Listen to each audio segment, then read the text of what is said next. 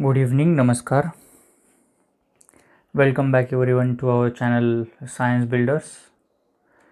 काल आपण पाहिलं होतं राज्यसेवेच्या 2019च्या पूर्वपरीक्षेचं सामान्य विज्ञान या विषयाचं पेपर ॲनालिसिस. आज आपण पाहणार आहोत कंबाईन 2019च्या प्रिलिम्सचं पेपर ॲनालिसिस. 2019च्या प्रिलिम्समध्ये सायन्स विषयाची जवळपास 15 प्रश्न विचारण्यात आलेली आहेत. आता ती 15 प्रश्न घटकनिहाय कशी आहेत आणि कुठल्या स्वरूपात विचारली आहेत, प्रश्नांचं स्वरूप काय किंवा बदलत्या परीक्षेच्या स्वरूपामध्ये प्रश्नांची पातळी काय हे पाहायचं आहे आपल्याला. तर वळूयात आपण आजच्या मुख्य मुद्द्याकडे. तर सुरुवात करूया. माझ्याकडं ए सेट आहे आणि ए सेटमध्ये प्रश्न क्रमांक 71 पासून सामान्य विज्ञान सुरू होतं. तर तुम्ही तुमच्या सोयीनुसार तुमच्याजवळ असणाऱ्या प्रश्नपत्रिकेमध्ये याचा क्रम पाहून घ्या. तर सगळ्यात पहिला प्रश्न आहे, पावसाळ्यात आकाशात दिसणारे सुंदर सप्तरंगी इंद्रधनुष्य खालीलपैकी कोणत्या नैसर्गिक घटकांचा परिणाम आहे? आता इंद्रधनुष्याबद्दल जेव्हा प्रश्न विचारलाय तर आपल्या लक्षात आलं पाहिजे की हा प्रश्न कुठल्या कंटेंटशी निगडीत आहे? लाईट. म्हणजेच आपण याला म्हणू मराठीत प्रकाश या घटकाशी निगडीत आहे. देन आता ज्यावेळेस आपण इंद्रधनुष्याबद्दल बोलतो, हा सुंदर सप्तरंगी इंद्रधनुष्य ज्याला आपण म्हणू की 7 कलर्ड रेनबो असं म्हणतो आपण त्याला. तर त्या इंद्रधनुष्याबद्दल आपण जेव्हा सांगत असतो तर हा मुद्दा येतो डिस्पर्शन ऑफ लाईटचा. याला काय म्हणू आपण? Dispersion of light. Dispersion of light म्हणजेच आपण त्याला म्हणू प्रकाशाचे अपस्करण देखील म्हणतो. प्रकाशाचे अपस्करण. आता एक्सपेरिमेंटली जर आपल्याला याला प्रूव्ह करायचं आहे तर त्यासाठी आपल्याकडं एक्सपेरिमेंट करून पाहण्यासाठी एक्सपेरिमेंट ऑफ ग्लास प्रिझम म्हणून एक आहे. एक्सपेरिमेंट ऑफ ग्लास प्रिझम म्हणून सिलेबसमध्ये ग्लास प्रिझम आपल्याला पाहायला मिळेल. तर त्या घटकाचा देखील अभ्यास केल्याच्या नंतर आपल्या या प्रश्नाचं उत्तर आपल्याला सोडवता येईल. आता हे सांगण्याचं कारण एवढंच की आता इथं तुम्हाला विचारलेले जे कोणत्या घटकांचा नैसर्गिक परिणाम आहे, बरेचसे घटक दिलेत आणि पर्यायामध्ये यापैकी कोणकोणते आहेत असं विचारले. त्यामुळे इथं एकापेक्षा अनेक घटक असणार आहेत. तर यात सगळ्यात महत्त्वाचं आपल्याला समजून घेतलं पाहिजे की प्रकाशच प्रवास करत असताना नेमकं कुठल्या पद्धतीनं त्या रेज स्प्लिट होतात, त्या रेज रिफ्रॅक्ट होतात, त्या रेज रिफ्लेक्ट होतात आणि त्या रेज डिस्पर्स होतात हे आपल्याला माहीत असणं गरजेचं आहे. सपोज दॅट एक हा वॉटर ड्रॉपलेट आहे. या वॉटर ड्रॉपलेटमध्ये काय असणार आहे? बाहेरचा एअर हा मीडियम आहे. एअरमधनं इथनं एक रे येतो. हा रे आल्याच्या नंतर काय होईल? It would be just changing its path. आता आपल्या सगळ्यांना माहीत आहे चेंजिंग इट्स पाथ रिफ्रॅक्शन कशा पद्धतीने होतं एका मीडियममधनं दुसऱ्या मीडियममध्ये जात असताना. मग हा जो वॉटर ड्रॉपलेट असतो ऑन द अदर साईड, तिथनं काय होतं? याचं रिफ्लेक्शन होतं, रिफ्लेक्ट बॅक होतो हा. आणि मग पुढे डिस्पर्शन देखील होतं याचं. सो इन दॅट मॅनर आपण असं म्हणू शकतो की अपवर्तन, अपस्करण आणि अंतर्गत परावर्तन म्हणजे इंटरनल रिफ्लेक्शन, या तिन्ही गोष्टी ए, बी आणि सी या तिन्ही गोष्टी इथं घडतात. पण आता जेव्हा प्रश्न तुम्हाला 100% फक्त यापैकी कुठली एकच गोष्ट म्हणून विचारली असेल त्यावेळेस लक्षात ठेवा माय डिअर फ्रेंड्स, त्यावेळेस it is completely 100% dispersion only. The phenomenon is only of dispersion. जर फक्त चारीपैकी कुठला एकच सगळ्यात अचूक आहे असं विचारलं तर. पण जेव्हा आपण इथं बहुपर्याय म्हणजे अनेक पर्यायांबद्दल बोलतो त्यावेळेस रिफ्रॅक्शन देखील होतं, इंटरनल रिफ्लेक्शन देखील होतं आणि डिस्पर्शन देखील होतं. त्यासाठी तुम्हाला वॉटर ड्रॉपलेटचं रिफ्रॅक्शन रिफ्लेक्शन कशा पद्धतीने होतं हे आपण ह्या ड्रॉपलेट्समध्ये दाखवलेलं आहे. यानंतर वळूयात आपण पुढच्या प्रश्नाकडे. पुढचा प्रश्न आहे, खालीलपैकी कोणते विधान ध्वनीसाठी बरोबर आहेत? ध्वनी इट मीन्स हा जो टॉपिक आहे आपला साऊंड या टॉपिकवरती किंवा साऊंड या कन्सेप्टवरती, साऊंड या चॅप्टरवरती हा आपल्याला विचारलेला आहे. मग पहिलं स्टेटमेंट काय आहे आपलं? ध्वनी तरंग हे अवतरंग असतात. सगळ्यात महत्त्वाचं तर हे स्टेटमेंट जे आहे ते चुकीचं आहे. हे स्टेटमेंट चुकीचं आहे कारण ध्वनी तरंग हे अवतरंग नसून अणुतरंग असतात. ध्वनी तरंग हे अणुतरंग असतात, ज्याला आपण इंग्लिशमध्ये म्हणू की sound waves are longitudinal. Transverse नसतात, त्या कशा असतात? लॉन्जिट्युडनल असतात. देन सेकंड वन, ऐकू येणाऱ्या ध्वनी तरंगाची वारंवारिता 20 किलो हर्ट्ज आणि त्यापेक्षा जास्त असते. सॉरी, हे पण चुकीचं आहे. कारण ऑडिबल रेंज ऑफ साऊंड जी आहे, ऑडिबल फ्रिक्वेन्सी ऑफ साऊंड जी आहे for human beings 20 hertz to 20,000 हर्ट्जपर्यंत आहे. म्हणजे हे देखील विधान चुकीचं आहे. पहिलं आणि दुसरं दोन्ही विधान आपले चुकीचे आहेत. त्यानंतर बघू पुढचं विधान काय म्हणतं. ध्वनी तरंगाच्या प्रसारणासाठी माध्यमाची आवश्यकता असते. हो, बरोबर आहे. ध्वनी साऊंड वेव्ज ज्या आहेत त्या प्रोपोगेशनसाठी त्यांना मीडियम गरजेचा असतो. म्हणजे हा तिसरं विधान आपलं बरोबर आहे. चौथं विधान काय म्हणतं. अनियतकालिक ध्वनी तरंगांना गोंधळ किंवा नॉईज म्हटले जाते. यस, ऑब्व्हियसली जर पिरियॉडिक साऊंड वेव्ज असतील तर त्या तालबद्ध असतात, त्याला एक पर्टिक्युलरली आपण म्हणू टोन असतो.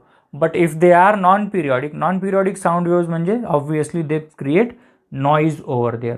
आता या साऊंडशी रिलेटेड आता मग आपल्याला उत्तर कळालं याचं काय आहे, सी आणि डी, ऑप्शन नंबर 4. पण साऊंडशी रिलेटेड थोडक्यात आपल्याला अजून थोडीशी एक्स्ट्रा माहिती पाहिजे की ज्यावेळेस आपण अबाउट प्रपोगेशन म्हणतो त्यावेळेस साऊंड ट्रॅव्हलिंग जी आहे, propagation of solid is the highest one. त्यानंतर प्रपोगेट होतो लिक्विडमधनं आणि सगळ्यात कमी साऊंड प्रपोगेट होतो गॅसमधनं. म्हणजे इंटेन्सिटी ऑफ साऊंड जी आहे ती कुठं जास्त असते, सॉलिड्समध्ये जास्त असते. Larger the density greater the velocity of sound, हे तत्व लक्षात ठेवा. लार्जर द डेन्सिटी, घनता जेवढी जास्त तेवढं त्या माध्यमातनं प्रसारण जे आहे त्याला आपण म्हणू greater the velocity and propagation.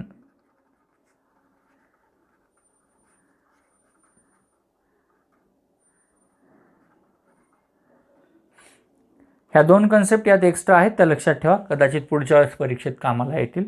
त्यानंतर पुढच्या प्रश्नाकडे वळूयात. पुढचा प्रश्न आहे, खालील विधाने विचारात घ्या.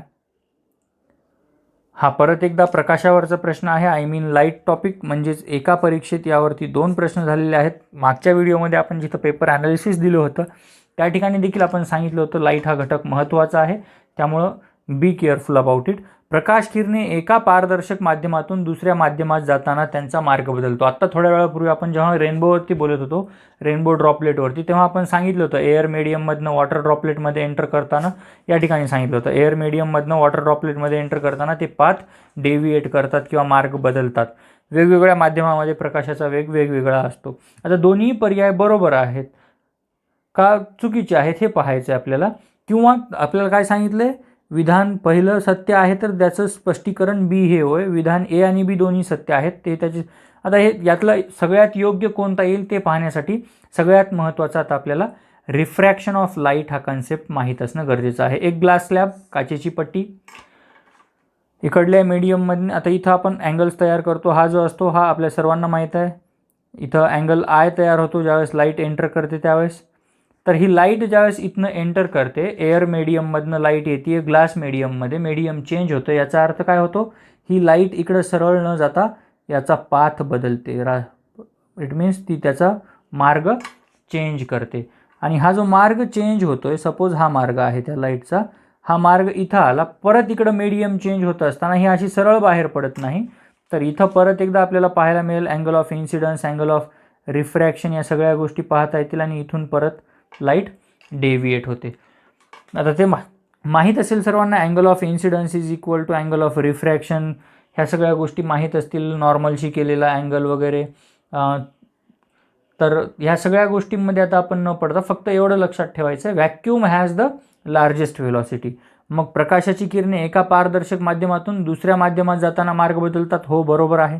आणि वेगवेगळ्या माध्यमामध्ये प्रकाशाचा वेग वेगवेगळा असतो. म्हणजे पहिलं सत्य आहे तर दुसरं विधान त्याचं स्पष्टीकरण आहे. त्यामुळं काय म्हणता येईल, विधान ए सत्य आहे तर त्याचे योग्य स्पष्टीकरण बी हे होय. मग लक्षात ठेवा यात अजून एक मुद्दा महत्त्वाचा, व्हॅक्यूम हॅज लार्जेस्ट व्हेलॉसिटी. व्हॅक्यूमची जी व्हेलॉसिटी आहे ती सगळ्यात जास्त असते. तदनंतर वळूया आपण पुढच्या प्रश्नाकडे. पुढचा प्रश्न आपला, अणूच्या तिसऱ्या कक्षेत जास्तीत जास्त डॅश डॅश इलेक्ट्रॉन असू शकतात. हा प्रश्न आपल्याला आहे केमिस्ट्रीच्या संदर्भातला, जिथं आपल्याला माहीत पाहिजे नील्स बोहरचा atomic model. If we know the Niels बोहरचा ॲटॉमिक मॉडेल माहीत पाहिजे आपल्याला. त्या ॲटॉमिक मॉडेलला डिफाईन करताना नील बोरनं काय केलं होतं, आपल्याला इलेक्ट्रॉन्सचे जे शेल आहेत त्या शेल्सबद्दल त्यानं संख्या सांगितली होती. चार्ट तोंडी पाठ असेल तर चांगलीच गोष्ट आहे. आपल्याला माहीत आहे इलेक्ट्रॉनचे शेल कोणकोणते आहेत, KLMN, आणि मग त्यात आपल्याला टाकता येतं 2, 8, 18, 32. हे पाठ असेल तर अतिउत्तम, नसेल पाठ तर काय करायचं, मग number of electrons is equal to काय करणार आपण, Nचा स्क्वेअर 2Nचा स्क्वेअर, म्हणजे काय येईल, जी कक्षा आहे त्या विचारलेल्या कक्षेला 2 न गुणायचा आणि त्याचा वर्ग इन दिस मॅनर. तर आपण काय करतो, 2 × 3चा वर्ग, तिसरी कक्षा विचारली आपल्याला, 3चा वर्ग 9, 9 दुने 18, म्हणजे 18 इलेक्ट्रॉन्स त्या तिसऱ्या कक्षेत जास्तीत जास्त असू शकतात, मॅक्झिमम नंबर ऑफ इलेक्ट्रॉन्स. त्यानंतर पुढचा प्रश्न, एकमेकाशी काटकोनात असलेल्या अक्षांवर समपृष्ठाचे छेद खालीलप्रमाणे असतील तर त्या समपृष्ठाचे मिलर निर्देशांकाचे परिगणन. मिलर इंडायसिस क्रिस्टॉलॉजीचा भाग आहे हा. क्रिस्टॉलॉजी आणि मिलर इंडायसिसचा कन्सेप्ट हा तसा पाहिला तर खूप लेंदी आहे, त्यामुळे इथं त्याचं एक्सप्लेनेशन न देता मी फक्त आन्सर देईल. तुम्ही मिलर इंडायसिस किंवा क्रिस्टॉलॉजी टॉपिक आहे आपला, त्यातला मिलर इंडायसिस वाचून घ्या. त्याचं योग्य उत्तर असणार आहे 6, 4, 3. त्यानंतर पुढचा प्रश्न, जेव्हा वितळलेल्या सोडियम क्लोराईडमधून 100 अँपियर विद्युत प्रवाह 965 सेल्सिअस करता प्रवाहित केला तर त्यात सोडियम क्लोराईडचे आपल्याला Na23 आणि chlorine 35.5 atomic numbers are given over there. जेव्हा वितळलेल्या सोडियम क्लोराईडमधनं 100 अँपियर विद्युत प्रवाह 965 सेल्सिअस करता प्रवाहित केला तर काय होतं, त्यावेळेस 23 ग्राम सोडियम कॅथोडवर निक्षेप होईल आणि 35.5 ग्राम क्लोरीन वायूचा ॲनोडवर निकास होईल. आता हा देखील लेंदी प्रोसेसचा भाग आहे, त्यामुळं ही देखील आता या ठिकाणी आपल्याला ॲनोड आणि कॅथोडचं जे फॉर्मेशन आहे, त्यानंतर कॅथोड डिपॉझिशन जे आहे ते आपल्याला लक्षात घ्यावं लागणार आहे. So just keep in mind, त्याचं पर्याय क्रमांक 2 हे उत्तर आहे. पुढच्या व्हिडिओजमध्ये जेव्हा आपण पूर्ण टॉपिक कव्हर करू त्यावेळेस या प्रश्नाचं उत्तर सविस्तर अशा दृष्टीनं दिलं जाईल. त्यानंतर वळूयात पुढच्या प्रश्नाकडे. पुढचा प्रश्न आहे आपला, प्लॅटीहेल्मिन्थिसचे अशा प्रकारे सर्वोत्तम म्हणून वर्णन केले आहे. Platyhelminthes, what is platyhelminthes? It is the classification. आता क्लासिफिकेशन ऑफ ॲनिमल आपल्याला माहीत असेल तर त्यात ॲनिमल ग्रुप्स आहेत. दिस क्वेश्चन इज रिगार्डिंग, हा प्रश्न कुठला आहे, हा क्लासिफिकेशन ऑफ ॲनिमल्स.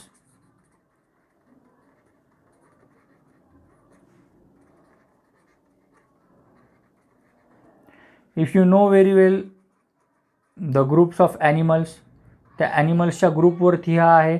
त्यात आपण फायलम कोणतं पाहायचं आहे, फायलम प्लॅटीहेल्मिन्थिस. शॉर्टमध्ये लिहिल मी, फायलम प्लॅटीहेल्मिन्थिस. मग आता प्लॅटीहेल्मिन्थिसमध्ये आपल्याला पाहायला मिळतं दे आर फ्लॅटवर्म. त्याच्या प्रॉपर्टीज जर पाहिल्या तर आपण दे आर फ्लॅटवर्म. त्यानंतर त्यांचे म्हणजे जे लेअर असतात ते लेअर्स कसे असतात, दे हॅव 3 लेअर्स. कोणकोणते 3 लेअर्स असतात, सगळ्यात बाहेरचा एक्टोडर्म, सगळ्यात आतला एंडोडर्म, आणि एक्टो आणि एंडो या दोघांच्या मध्ये एक असतो, त्याचं नाव असतं मेझोडर्म. आणि त्यानंतर एक पहिला दे आर फ्लॅटवर्म, त्यानंतर दे हॅव 3 लेअर्स म्हणजे they are triploblastic, ectoderm, endoderm, mesoderm. आणि त्यानंतर त्यांच्या बॉडी कॅव्हिटीबद्दल जेव्हा आपण बोलतो, their body cavity, so the platyhelminthes there is the absence in their body cavity. The body cavity is absent in them. आणि अशी बॉडी कॅव्हिटी जी अब्सेंट असते त्यांना आपण काय म्हणतो, असिलोमेट्स म्हणतो. काय म्हणू आपण त्याला, असिलोमेट. म्हणजे बघा काय काय, फ्लॅटवर्म, ट्रिप्लोब्लास्टिक आणि असिलोमेट कुठल्या पर्यायात आहे, पर्याय क्रमांक 1. म्हणून पर्याय क्रमांक 1 हा आपला अचूक आहे. आता याच्या बाकी प्रॉपर्टीज ज्या आहेत किंवा यात अजून असणारे जे दुसरे एक्झाम्पल्स आहेत त्याबद्दल आपल्याला डिटेलमध्ये या टॉपिकमधनं स्टडी करता येईल. वळूयात पुढच्या प्रश्नाकडे. द्विविभाजनासाठी अमिबाला किती जनक पेशींची गरज आहे? आता हा कुठला आहे, रिप्रोडक्शन, त्याला आपण म्हणू असेक्शुअल रिप्रोडक्शन. असेक्शुअल रिप्रोडक्शनमधला हा मुद्दा आहे. मग याला त्यात अजून जर आपण डिटेल्स पाहिलं तर it is regarding cell division म्हणता येईल आपल्याला हे. मग while talking about cell division, as we all know that amoeba एक पेशीय mother cell, only 1 mother cell is required over there.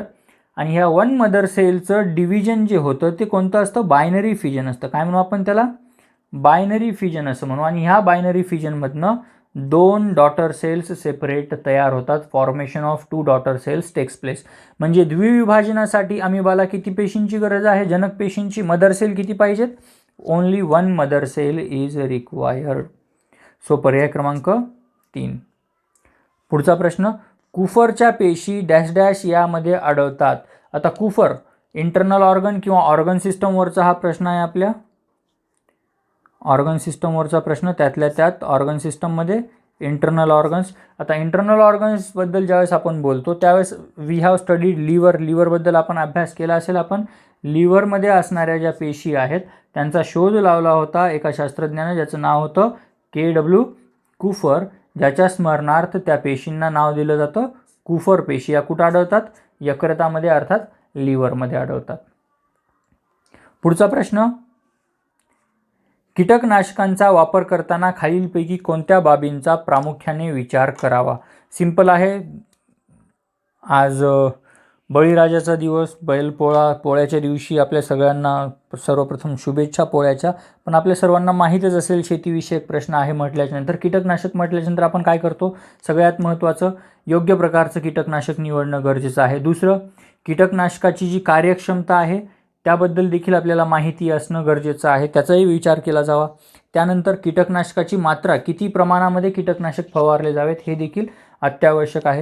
कीटकनाशकाचा रंग हा मायने करत नाही किंवा हे विचार करण्याची याची काही आवश्यकता नाही. म्हणजे A, B आणि C कुठल्या पर्यायात आहे, पर्याय क्रमांक 3. सिंपल प्रश्न आहे हा, आपल्याला रोजच्या दैनंदिन व्यवहारातला जनरली समजा आपल्याला सांगता येईल अशा पद्धतीचा हा प्रश्न. वळूयात पुढच्या प्रश्नाकडे. पुढचा प्रश्न आपला, खालीलपैकी वनस्पतीमध्ये कोणता मूलद्रव्य त्याच्या कार्याशी चुकीच्या पद्धतीने जोडला गेला आहे. Which of the element and its function in plants is paired incorrectly. तर आता आपल्याला सगळ्यात महत्त्वाचं या ठिकाणी नत्र म्हणजे नायट्रोजन ज्याला म्हणतो आपण. नायट्रोजनचं काम काय, नायट्रोजन काय आहे, एक हार्मोन आहे तो, इव्हन कोएन्झाईम्समध्ये तो असतो. त्यानंतर कंपोनंट ऑफ न्यूक्लिक ॲसिड आहे, म्हणजे हा बरोबर आहे. Talking about magnesium, yes it is a part of chlorophyll, म्हणजे हरितद्रव्याचा तो घटक असतो. फॉस्फरसबद्दल बोलल्याच्या नंतर आपल्या डोळ्यासमोर ऑब्व्हियसली येतात न्यूक्लिक ॲसिड्स, ॲडिनोसिन ट्रायफॉस्फेट आणि कोएन्झाईम्स, ज्याला आपण मराठीत सहविकर म्हणतो. हा ATP आणि केंद्रक आम्ल, हे देखील बरोबर आहे. पण जेव्हा आपण गंधकाबद्दल बोलतो, it is the component of nucleic acid, नाही, हा रॉंग आहे. बिकॉज गंधक जो आहे तो प्रोटीन्स, विटॅमिन A आणि फॅट्स याच्या प्रोडक्शनमध्ये येतो. हा गंधकाबद्दल जर आपल्याला अजून क्लिअर नसेल तर please keep in mind, sulphur it is useful in the production of, कोणाच्या प्रोडक्शनमध्ये, प्रोटीन्स, विटॅमिन्स A आणि फॅट्स. त्यामुळं चुकीचा पर्याय कोणता आहे, पर्याय क्रमांक 4. वळूयात पुढच्या प्रश्नाकडे. डॅश डॅश हे सूक्ष्मजीवाणू एकदल वनस्पतीमध्ये असहजीवी नत्र स्थिरीकरणास उपयुक्त आहेत. Dash dash micro organism is useful for asymbiotic nitrogen fixation. आता नायट्रोजन फिक्सेशन म्हटल्याच्या नंतर आपल्या डोळ्यासमोर we all know that azotobacter आणि रायझोबियम येतात. आता नत्र स्थिरीकरण म्हणजे नायट्रोजन फिक्सेशन जेव्हा होत असतं त्यावेळेस सगळ्यात महत्त्वाचे 4 काय म्हणू आपण त्याला सूक्ष्मजीवाणू आहेत. कोणकोणते, एक आहे अझॅटोबॅक्टेरियम, दुसरा आहे रायझोबियम, तिसरा आहे ॲसिटोबॅक्टर आणि चौथा येतो ॲझोस्पिरिलम. चौथा कोणता असेल, ॲझोस्पिरिलम. पण एकदल वनस्पतीमध्ये यापैकी रायझोबियम जो आहे सरळ सरळ मुळांमध्ये जाऊन त्याचं फिक्सेशन नायट्रोजनचं त्या ठिकाणी होतं. हे सिम्बॉयटिक आहे. कसं आहे, हे सिम्बॉयटिक फिक्सेशन आहे. पण आपल्याला विचारलं आहे असिम्बॉयटिक, आणि असिम्बॉयटिक फिक्सेशन करण्याचं काम कोण करतं, ॲझॅटोबॅक्टर करतो. त्यामुळे पर्याय क्रमांक 1 हा बरोबर आहे. सिम्बॉयटिक फिक्सेशनचं काम रायझोबियम हा करतो आणि अझॅटोबॅक्टर हा असिम्बॉयटिक फिक्सेशनचं काम करतो. पुढचा प्रश्न, जास्त पौष्टिक अन्नपदार्थ शरीरास डॅश डॅश प्रदान करतात. सोपा प्रश्न आहे. जास्तीत जास्त पौष्टिक पदार्थ कशाला म्हटलं जातं, आपण संतुलित आहार वगैरे 6वी 7वीच्या पुस्तकात अभ्यासलेला आहे. त्यात पोषक घटकांमध्ये काय सांगितलं आपल्याला की पौष्टिक अन्नपदार्थ तेच असतात ज्यातनं आपल्याला सूक्ष्म पोषक घटक जसे की खनिजे, जीवनसत्व वगैरे मुबलक प्रमाणात भेटतात आणि त्यातनं ज्या कॅलरीज तयार होतात त्या कॅलरीज खूप कमी प्रमाणात असतात. मग असा ऑप्शन कोणता आहे? कमी कॅलरीज आणि जास्त प्रमाणात जीवनसत्व व खनिज, पर्याय क्रमांक 2. त्यामुळे पर्याय क्रमांक 2 हे याचं अचूक उत्तर असणार आहे. वळूयात पुढच्या प्रश्नाकडे. पुढचा प्रश्न अत्यंत सोपा असा प्रश्न. डॉट्स कार्यक्रम हा खालीलपैकी कुठल्या राष्ट्रीय कार्यक्रमाचा महत्त्वाचा भाग आहे? As we all know that dots म्हटल्याच्या नंतर कशाशी निगडीत हा प्रश्न आहे? ट्युबरक्युलोसिस. ट्युबरक्युलोसिस शॉर्टमध्ये लिहितोय, त्यालाच आपण TB असं म्हणतो. मग हा TBचा जीवाणू कोणता असतो? Mycobacterium tuberculosis. TBचा जीवाणू कोणता आहे? मायकोबॅक्टेरियम ट्युबरक्युलोसिस शॉर्टमध्ये लिहिलं आहे, ते तुम्ही वाचनामध्ये आल्याच्या नंतर तुमच्या लक्षात येईल. हा त्याचा जीवाणू होय. आपल्याला TBबद्दल थोडक्यात माहिती असणं गरजेचं आहे. हा कार्यक्रम कधी सुरू करण्यात आला होता असं जर आपल्याला विचारण्यात आलं तर हा कार्यक्रम सुरू झाला होता ॲक्च्युअली 1962 साली हा स्टार्ट झाला होता. पण हा कार्यक्रम रन करण्याकरता किंवा राबवण्याकरिता उजाडला 1977 साल भारतामध्ये. We are talking about India. पण जेव्हा आपण महाराष्ट्राबद्दल बोलतो त्यावेळेस महाराष्ट्रामध्ये हा कार्यक्रम सुरुवात करण्यात आली 1998 साली आणि या कार्यक्रमाला राष्ट्रीय क्षयरोग नियंत्रण कार्यक्रम असं म्हणतात. आणि मग राष्ट्रीय क्षयरोग नियंत्रण कार्यक्रमामध्ये क्षयरोग निर्मूलन दिन म्हणून कोणता दिवस पाळला जातो? 24 मार्च हा दिवस. कोणता दिन आहे हा? क्षयरोग निर्मूलन दिन.